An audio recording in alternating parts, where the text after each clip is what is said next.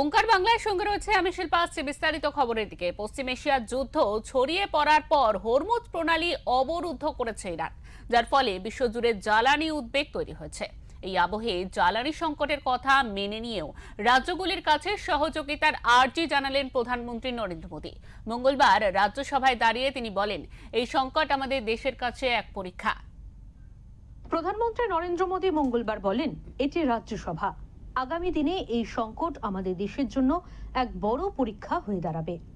এই প্রতিবন্ধকতা কাটিয়ে উঠতে সব রাজ্যের সহযোগিতা অপরিহার্য। তাই এই সভার মাধ্যমে আমি সমস্ত রাজ্য সরকারের কাছে আবেদন জানাতে চাই। आदरणीय सभापति जी, ये राज्यों का सदन है।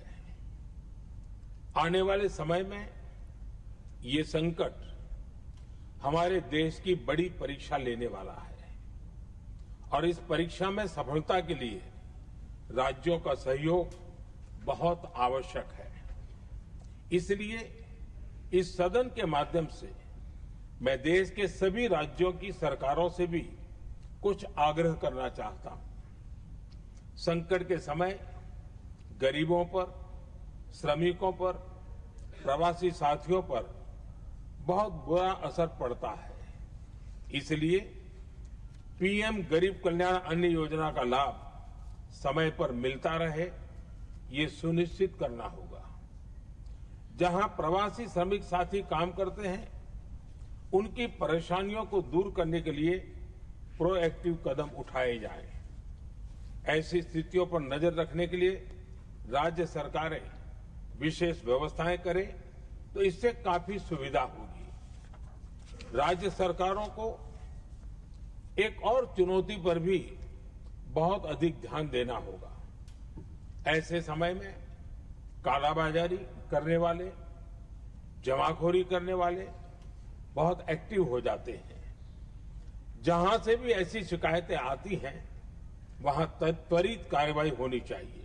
রাজ্যসভায় ভাষণ দিতে গিয়ে মোদী আরো বলেন, এমন গুরুতর পরিস্থিতিতে ভারতের উচ্চ কক্ষ থেকে ঐক্যবদ্ধ কণ্ঠে শান্তি ও সংলাপের বার্তা সমগ্র বিশ্বে পৌঁছানো অপরিহার্য।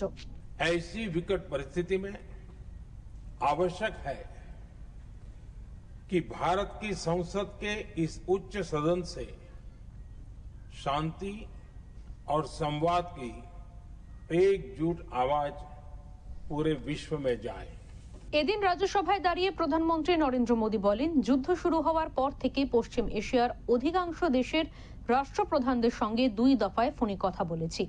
আমরা সমস্ত উপসাগরীয় দেশ, সেই সঙ্গে ইরান, ইসরায়েল এবং মার্কিন যুক্তরাষ্ট্রের সঙ্গে নিরন্তর যোগাযোগ রাখছি। আমাদের লক্ষ্য হলো সংলাপ ও কূটনীতির মাধ্যমে এই অঞ্চলে শান্তি ফিরিয়ে আনা। ব্যুরো রিপোর্ট, ওঙ্কার বাংলা।